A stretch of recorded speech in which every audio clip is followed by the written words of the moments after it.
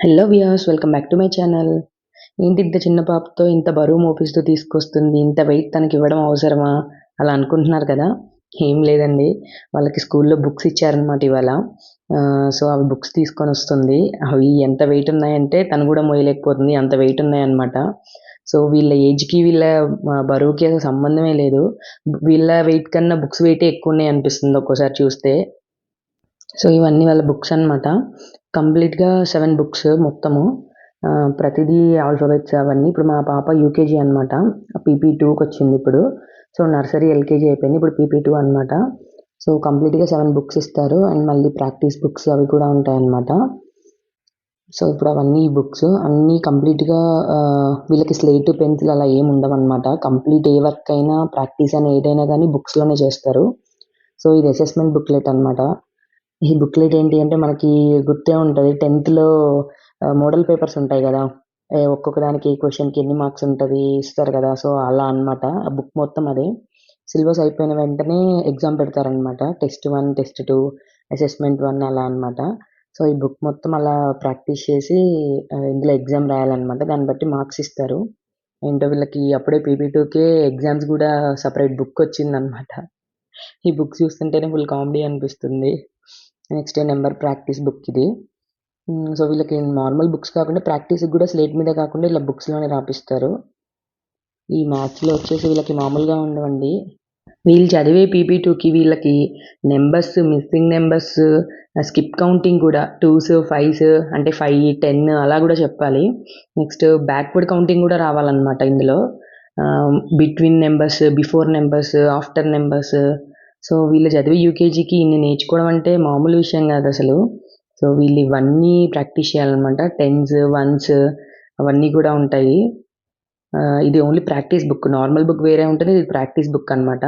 మళ్ళీ వీటితో పాటు వీళ్ళకి నోట్ బుక్స్ కూడా ఉన్నాయి. సో, ఆ 3 బుక్స్ అయితే స్కూల్‌లోనే ఉన్నాయన్నమాట. సో, ఆల్రెడీ ప్రాక్టీస్ స్టార్ట్ చేసేసారు. అంటే maths, English, Telugu or Hindi ఏదైనా ఆప్షనల్ అన్నమాట. ఒక లాంగ్వేజ్ తీసుకోవాలి. తెలుగు గాని, హిందీ కానీ. నెక్స్ట్ నంబర్ 1 బుక్ నంబర్ 1 కూడా వాళ్ళ దగ్గరే ఉంచారన్నమాట. ఇంకొచ్చేసి జనరల్ అవేర్‌నెస్ బుక్. ఇందులో గూడా మనకి parts of body, animals, flowers, fruits and birds ఇంకా మ్యాథ్స్ అన్నీ ఉంటాయన్నమాట ఇందులో కూడా. సో, పీపీ 1 వరకు చెప్తే సరిపోతుంది. ఇప్పుడు మాత్రం కంప్లీట్‌గా రాయాలన్నీ. సో, ఇది కూడా మామూలుగా ఉండదు. ఫుల్ ఉంటుంది. అప్పుడే వీళ్ళకి వర్డ్స్ రాయడం అంటే కొంచెం హార్డే. బట్ రాయాలి కదా! సో, ఇది ఆర్ట్ అండ్ క్రాఫ్ట్ బుక్ అనమాట. నాకు ఉన్న బుక్స్ అన్నిట్లో ఇది బెస్ట్. నాకు బా నచ్చింది. ఎందుకంటే అన్నీ రెడీ చేస్తుంటారు. అక్కడున్నవి డ్రాయింగ్ వేయడం, రెడీ చేయడం అన్నీ. సో, సేమ్ అలా ఉన్నవి రాయడం అలా ఉంటుంది కదా! సో, బావుందనిపించింది ఈ బుక్ అయితే. సో, వీళ్ళకున్న వర్క్స్‌లో ఇవైతే చాలా బావుంటుంది. వాళ్ళకి కొంచెం హ్యాపీనెస్ ఇస్తుందనమాట. అంటే క్లేతో షేప్స్ ప్రిపేర్ చేయడం, అలా షేప్స్ తయారు చేస్తారు కదా! అలా చేయడము. అండ్ ఇవి మాస్క్స్ ఇలా ప్రిపేర్ చేయాలి. ఆల్రెడీ ఎండింగ్‌లో ఇస్తారనమాట ఈ మాస్క్స్. సో, ఇలా క్యాట్ అలా. సో, మంకీ ఫేస్ వీటిని మాస్క్ లాగా ఇస్తారు. సో, చిన్న చిన్నవైతే యాడ్ చేయాలనమాట. అండ్ వీళ్ళకి కంట్రీస్ కూడా అనమాట. అప్పుడే కంట్రీస్ ఏంటి గూడా స్టిక్ చేయాలి పేపర్స్‌లో. వీళ్ళు చదివే యూకేజీకి అప్పుడే కంట్రీస్ ఏంటో నాకసలు అర్థం కాలేదు. బట్ ఈ ఒక్క స్కూలే కాదండి, అన్ని స్కూల్స్‌లోని ఇలానే ఉన్నాయి. సో, నాకు ఈ ఉన్న బుక్స్‌లో అయితే ఈ ఆర్ట్ అండ్ క్రాఫ్ట్ బుక్ అయితే బా నచ్చిందనమాట. సో, కొంచెం వాళ్ళకి హ్యాపీ అనిపిస్తది. ఈ వర్క్ ఇదంతా రాసి అంటే వాళ్ళ ఏజ్‌కి అదే ఎక్కువ అనిపించింది నాకైతే. సో, మన ఏజ్‌లో ఒక స్లేట్ పెన్సిల్ పెట్టి రాసేసుకునేవాళ్ళం. బట్ వీళ్ళకి అప్పుడే కంట్రీస్ ఇవి గూడా ఉన్నాయన్నమాట. సో, కొంచెం అట్లా అనిపించింది. బట్ ఇప్పుడున్న జనరేషన్‌కి అందరూ ఇలానే ఉన్నారనమాట.